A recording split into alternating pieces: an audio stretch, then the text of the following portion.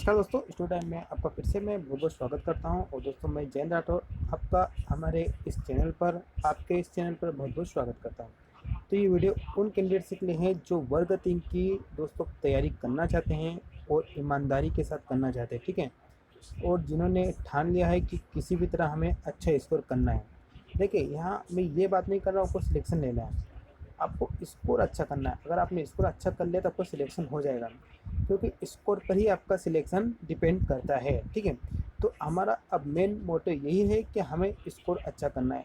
तो इसी के ध्यान में रखते हुए दोस्तों ये वीडियो है, और यहाँ पर हम देखेंगे कि हमें क्या क्या पढ़ना है और कौन कौन सी बुक्स पढ़ना है, ठीक है। और हम ये भी देखेंगे कि वर्ग 2 की जो एग्ज़ाम हुई थी, वर्ग 1 की एग्ज़ाम हुई थी, उसमें और इसमें क्या अंतर है, साथ साथ हमें कितना टाइम देना चाहिए और हम क्या गलतियाँ करते हैं, इन चीज़ों पर बात करेंगे, ठीक है। तो स्पेशल वर्ग 3 वालों के लिए है। तो चलिए शुरू करते हैं। और दोस्तों वर्ग 3 संबंधी सभी अपडेट्स, न्यूज़ और नोट्स के लिए आप हमारे चैनल को जरूर सब्सक्राइब करें।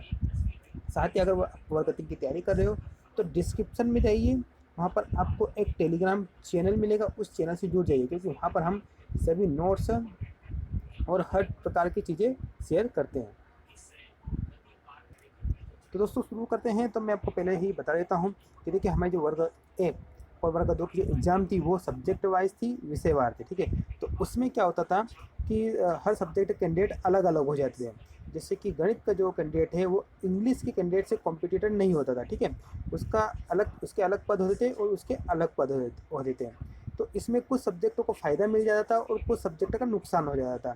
जैसे कि वर्ग 2 की अगर मैं बात करूँ तो इसमें इंग्लिश और मैथ्स वालों को अच्छा फ़ायदा मिला, और हिंदी, समाज विज्ञान और इनके बहुत कम पद हैं तो इनको नुकसान हुआ। लेकिन यहाँ पर दोस्तों वर्ग 3 में ऐसा कुछ नहीं है। यहाँ अब सभी एक दूसरे के कॉम्पिटिटर हैं, तो सभी को जितने भी पद आएंगे उन पद पर सभी को फाइट करना पड़ेगा और अच्छा स्कोर करना पड़ेगा। तो ये एक मेन अंतर होता है वर्ग 1, 2 और वर्ग 3 में, ठीक है। आगे हम देखते हैं वर्ग 3 की। अगर हम बात करें तो वर्ग 3 में देखिए, पहले आप सबको पता होगा, ये मुझे बताने की जरूरत नहीं है, लेकिन हम अगर वीडियो शुरू कर रहे हैं तो बहुत सारे कैंडिडेट ऐसे भी हैं जो पहली बार देख रहे हैं, ओके। तो उनके लिए मैं बता देता हूँ कि बाल विकास आएगा आपका, गणित आएगा, पर्यावरण, भाषा 1, भाषा 2। भाषा 1 में आप ज़्यादातर तो हिंदी लेते हैं और भाषा 2 में आप ज़्यादातर संस्कृत ही लेते हैं, ठीक है। ये सभी 33 नंबर के आएंगे। ये मैंने आपको कई वीडियो में इनके बारे में डिस्कस कर चुका हूँ, ओके। फिर मैं आपको एक बेसिक तौर पर आपको ये बता रहा हूँ। आगे आगे अगर हम देखेंगे, सबसे पहले सब्जेक्ट हम लेंगे बाल विकास। ये बाल विकास अगर आपने वर्ग 1 और वर्ग 2 की तैयारी की है तो पढ़ा होगा बाल विकास, और अगर आपने तैयारी नहीं की है तो कोई बात नहीं है, ठीक है। तो मैं आपको बता दूं, सबसे पहले इसमें अगर बहुत सारे कैंडिडेट बुक्स पूछते हैं तो देखिए, पहली बात तो आपको कोई नोट्स परचेस करने की जरूरत नहीं है, ठीक है। एक मार्केट से बुक परचेस कीजिए जो ऑथेंटिक हो, ठीक है, जैसे कि लुसेंट, अरिहंत। अब दोस्तों आपको बताइए मैं इनको क्यों रिकमेंडेड करता हूँ। दोस्तों इनका बहुत सालों से इस क्षेत्र में योगदान है, ठीक है। तो इनका अच्छा खासा एक्सपीरियंस है, और एक्सपीरियंस वाली चीज़ें ज़्यादा बेटर होती है। तो आप अगर पहली बार पढ़ रहे हो तो अरिहंतों को पढ़िए, ठीक है, क्योंकि लुसेंट की लैंग्वेज थोड़ी टफ है अरिहंत से, और अरिहंत की लैंग्वेज थोड़ी ईजी है समझने में, आपको अंडरस्टैंड करने में ईजी रहेगी। उसके बाद अगर आपको बुक्स पढ़ने में समझ में नहीं आ रहा तो आप यूट्यूब पर सर्च कीजिए बाल विकास, आपको हज़ारों वीडियो मिल जाएंगे, कितने हज़ारों वीडियो मिल जाएंगे। और आप अच्छे से समझना चाहते हो, ठीक है, तो उत्कर्ष का यूट्यूब चैनल है, वहाँ पर बाल विकास अंकित सर पढ़ा रहे हैं, बेस्ट पढ़ा रहे हैं, ठीक है। तो वहाँ से आप बाल विकास को अच्छे से समझ सकते हो। उसके बाद दोस्तों आपको बुक भी पढ़ना है, ठीक है।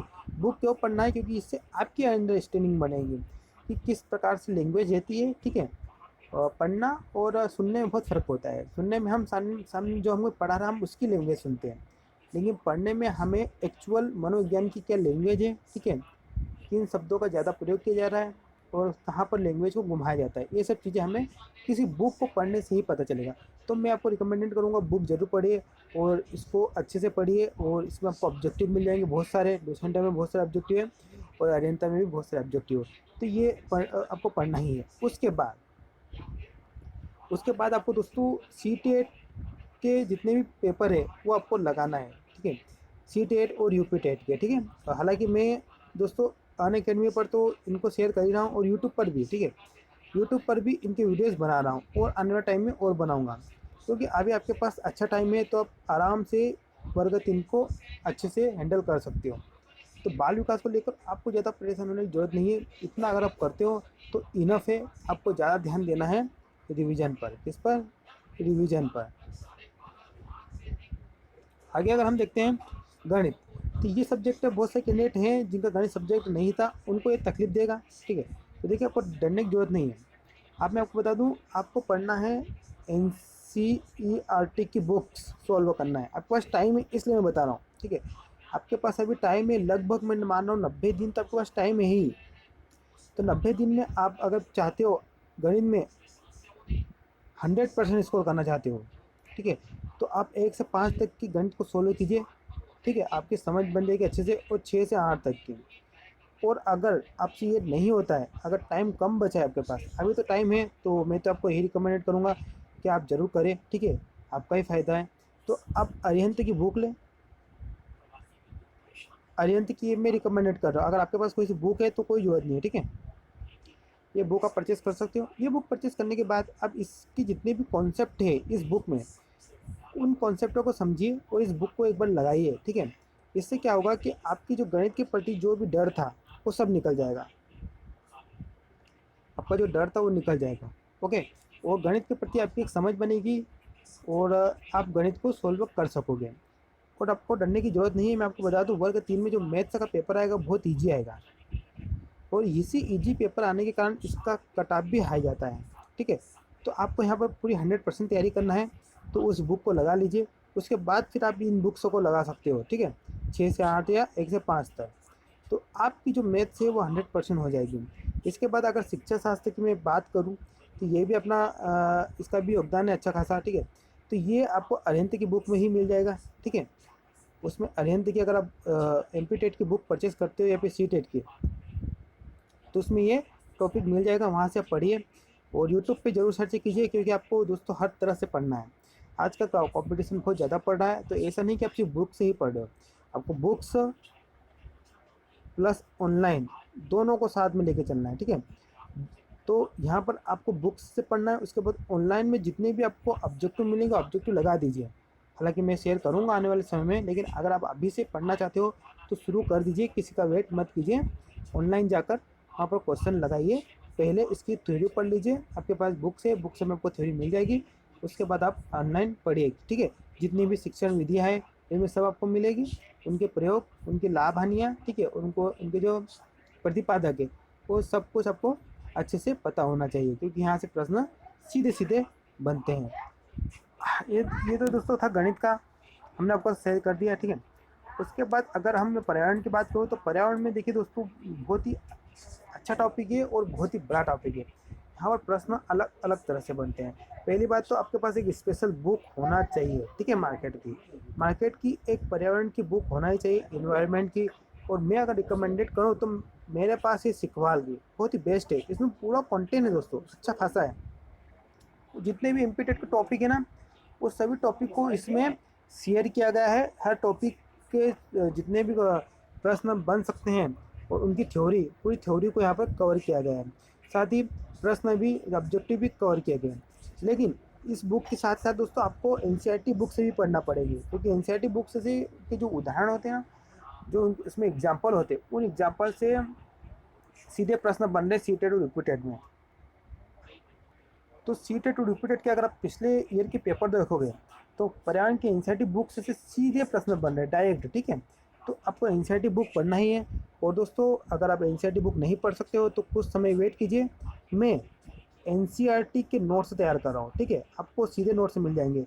आपको पहली से 12वीं तक की मैं उसमें ऐड कर दूँगा। ठीक है, जितने भी NCERT बुक्स में जो इम्पोर्टेंट पर्यावरण के टॉपिक है, पर्यावरण के इम्पोर्टेंट टॉपिक है, उन टॉपिक्सों को मैं उसमें, उन टॉपिक से जितने भी इम्पोर्टेंट पॉइंट्स हैं, एग्जाम्पल है जो आ सकते हैं, वो मैं ऐड कर दूंगा और आपको एक PDF फॉर्मेट में आने वाले समय में प्रोवाइड कर दूंगा। अभी मैं इस पर वर्क कर रहा हूँ दोस्तों, तो टाइम लगेगा, क्योंकि 1 से 12 तक की NCERT बुक को पहले पढ़ना पड़ेगा मुझे। ठीक है, उसके बाद मैं ये कंटेंट तैयार कर रहा हूँ और मैंने शुरुआत भी कर दिया है। तो 1 से 1.5 महीने बाद आपको देखने को मिल जाएगी ये चीज़ें। तो आप वेट कीजिए। अभी तो आप क्या करें, आपके पास अगर सिकवाल की बुक है तो सिकवाल की बुक को पढ़िए, या फिर आपके पास कोई और बुक है तो आप उस बुक को भी पढ़ सकते हो। मैं ऐसा कोई स्पेशल सिकवाल पर जोर नहीं दे रहा हूँ, लेकिन मेरे पास सिकवाल बुक है मुझे इसमें जो भी कंटेंट था वो बहुत अच्छा लगा है, ठीक है। तो ये पर्यावरण को लेकर आपको ज़्यादा डरने की ज़रूरत नहीं है। उसके बाद दोस्तों, ऑनलाइन तो आप हर चीज़ देख ही सकते हो, ये तो मैंने आपको बता ही दिया है, ठीक है। भाषा एक और भाषा दो, अब देखो दोस्तों, ये भाषा एक और भाषा दो में आपको क्या करना है, सिंपल सी बात है। आप बुक से कोई सी बुक से ले लो, क्योंकि इसमें गद्यांश पद्यांश आएंगे। बात तो ये है, दो तो एक गद्यांश पद्यांश आएगा, ठीक है। इसमें आपके कुछ क्वेश्चन ग्रामर के आएंगे, तो आपको इनकी बेसिक ग्रामर आना चाहिए, चाहे वो संस्कृत हो या हिंदी हो, ठीक है। उसके बाद आपको इसकी जो शिक्षा शास्त्र है दोस्तों, शिक्षण विद्या है, वो पढ़ना है। बस इसमें आपको इतना ही करना है, और फिर आपको इसके ऑब्जेक्टिव लगाना है, ओके। तो आप इसको ज़्यादा परेशान इसके लिए मत होइए।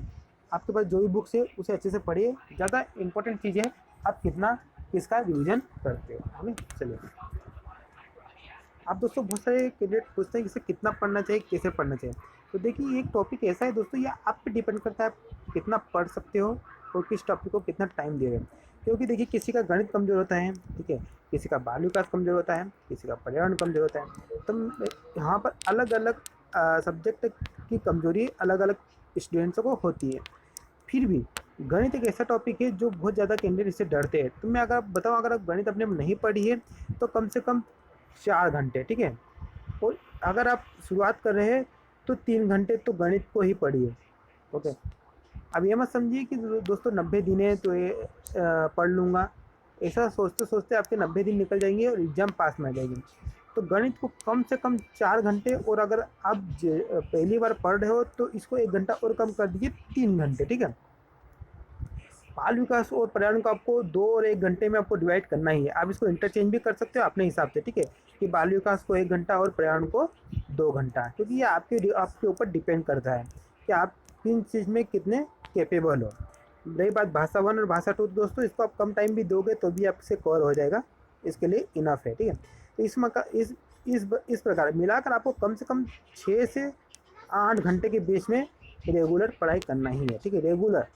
ऐसा नहीं कि मैंने आज पढ़ लिया, अब मैं 2-3 दिन मस्ती करूँगा, ठीक है, फिर और 2-3 दिन बाद पढ़ूँगा। तो अगर आप ऐसा करते हो तो आपका सिलेक्शन नहीं होगा। आपको रेगुलर ये चीज़ें पढ़ना ही होगी, तभी आपका सिलेक्शन होगा। अदरवाइज दोस्तों कंपटीशन बहुत हाई है, इसको कट ऑफ बहुत हाई आते हैं आजकल, और पद कम आ रहे हैं, जिसके कारण कहीं ना कहीं आपको एक सीट लेने के लिए मेहनत करनी पड़ेगी। मेहनत के अलावा कोई शॉर्टकट रास्ता नहीं है, ठीक है। तो शॉर्टकट के पीछे भागोगे तो आपकी सरकारी नौकरी नहीं लगेगी। आगे देखते हैं दोस्तों कि गलतियाँ क्या क्या करते हैं हम। देखिए गलतियाँ, सबसे पहली गलती ये करते हैं कि ज़्यादा हाई लेवल का पढ़ लेते हैं। मैथ्स आपको हाई लेवल की नहीं पढ़ना है दोस्तों, मैं और बता दूं, क्योंकि मैथ्स की जो तैयारी करवाते हैं यूट्यूब पर, वो एसएससी लेवल की, रेलवे की, बैंक लेवल की तैयारी करवाते हैं। आपको इतने लेवल की तैयारी नहीं करनी है, ठीक है। आपको आपको एक शिक्षक के रूप में आपको बच्चों को पढ़ाना है, तो आपको बेसिक लेवल के अच्छे बेसिक जितने भी रूल्स है अच्छे से पता होना चाहिए, क्योंकि बच्चे बेसिक ही पढ़ते हैं, ठीक है। आप कोई 11th-12th को पढ़ाने नहीं जा रहे हो तो आपको हाई लेवल पढ़ना है। आपको अब 1 से 5 तक पढ़ाओगे तो ये होने पर तो आपको आना ही चाहिए कि 1 से 5 तक की मैथ्स एनसीईआरटी के जितने भी टॉपिक है वो आपको आना ही चाहिए। ये आप लिख लीजिए। रेगुलर पढ़ना है, मैंने बता दिया आपको, रेगुलर तो पढ़ना ही है, ठीक है। दूसरी बात दोस्तों, ये अफवाह है पर मत ध्यान दो। ये है, ये बहुत सारे कैंडिडेट्स हैं, इनकी लाइफ ही बर्बाद कर चुका है, अफवाह है, ठीक है। वर्ग 1 और वर्ग 2 में बहुत सारे कैंडिडेट अफवाहों के कारण फेल हो गए या फिर उनका स्कोर कम रहा है। तो अफवाह पर मत ध्यान दीजिए कि पद नहीं आएंगे, परीक्षा नहीं होगी, सरकार बेवकूफ़ बना रही, ऐसा वैसा, इन चीज़ों को भूल जाइए। कुछ भी होगा हमें नहीं मतलब, हमें सिर्फ पढ़ना है। तो ये अफवाहें ज़्यादा आपको मिलेगी यूट्यूब और व्हाट्सएप पर ही मिलेगी, तो इन चीज़ों से दूर रहिए। और दूसरी एक और बात है, मोबाइल पर ज़्यादा समय मत ख़राब कीजिए। मोबाइल पर बहुत ज़्यादा हम टाइम ख़राब करते हैं दोस्तों, तो मोबाइल को भी थोड़ा इग्नोर करना सीखिए। इंपॉर्टेंट चीज़ों के लिए ही, ऑनलाइन पढ़ने के लिए ज़्यादा से ज़्यादा यूज़ कीजिए। कॉमेडीज़, फिल्में, हाँ आप एक फिल्म देख सकते हो, लेकिन लिमिट के हिसाब से। एक दिन डिसाइड कर लो कि मैं इस दिन अपने आप को एक अपडेट रखने के लिए, अपने मनोरंजन के तौर पर मूवी देख सकता हूँ, क्योंकि ज़्यादा पढ़ने से भी आप बोर हो सकते हो। तो दोस्तों ये तो थी, हमने आजकल जो भी आप आज जो भी आपको बताया, एक वर्ग 3 के लिए इतना अगर आप करते हो तो बेशक माने दोस्तों कोई बहुत बड़ी चीज़ नहीं है एग्ज़ाम क्वालिफाई करना और स्कोर गेन करना, ठीक है। आप आराम से कर सकते हो, बस अगर आप इतना करते हो तो, ठीक है। बाकी एनसीईआरटी के नोट्स मैं तैयार कर रहा हूँ, जल्द आपको नोट्स मिल जाएंगे। आप थोड़ा धैर्य रखिए, पढ़िए और कंटिन्यू पढ़िए दोस्तों, कोई भी पढ़े कंटिन्यू पढ़े और सभी सब्जेक्टों को समय दें। आप अपने हिसाब से भी समय दे सकते हो, जरूरी नहीं है कि आप इसी हिसाब से दो, नहीं, आपका लेवल क्या है कि सब्जेक्ट में आप क्या सोचते हो उस हिसाब से आप तैयारी कीजिए, ठीक है। तो चलिए दोस्तों, हम मिलते हैं नेक्स्ट वीडियो में। अगर आपको इसमें कुछ प्रॉब्लम है तो आप ज़रूर मुझे कमेंट करके पूछिए और टेलीग्राम चैनल है उस पर जुड़ जाइए, ठीक है, वहाँ मैं आपको PDF से शेयर करते रहूँगा। धन्यवाद।